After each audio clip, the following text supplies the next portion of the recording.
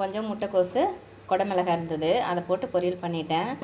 இதுக்கு வந்து வெங்காயம், பச்சை மிளகாய், ஜீரகம் மட்டும் போட்டு தாளித்து செஞ்சாச்சு. வேறு எந்த மசாலா பொடியும் போடலை. இது இந்த மாதிரி வெள்ளையாகவே இருந்தால் கொஞ்சம் நல்லாயிருக்கும், திகட்டாமல் இருக்கும் சாப்பிட்றதுக்கு, அதனால் செஞ்சாச்சு. அந்த பக்கம் 6லிருந்து 60 வரை அப்படின்னு சொல்லிட்டு ஒரு மூவி ஓடிக்கிட்டு இருக்குது. அதை அப்படியே பார்த்துக்கிட்டு தான் இப்போது சமையல் செஞ்சுக்கிட்டு இருக்கிறேன். இது செஞ்சாச்சு. போய் செம்பருத்தி பூ எடுத்துகிட்டு வந்து கொஞ்சம் டீ போடலாம். இது நேற்று வாக்கிங் போகும்போது மொட்டை எடுத்துகிட்டு வந்தது பாருங்கள். அப்படியே தண்ணியில் சும்மா நனைச்சி வச்சேன், இப்போ வெடிச்சிருச்சு. இதெல்லாம் முந்தின நாள் எடுத்துகிட்டு வந்தது, எல்லாம் மிச்சானது அப்படியே காய வச்சுக்கிட்டு இருக்கிறேன்.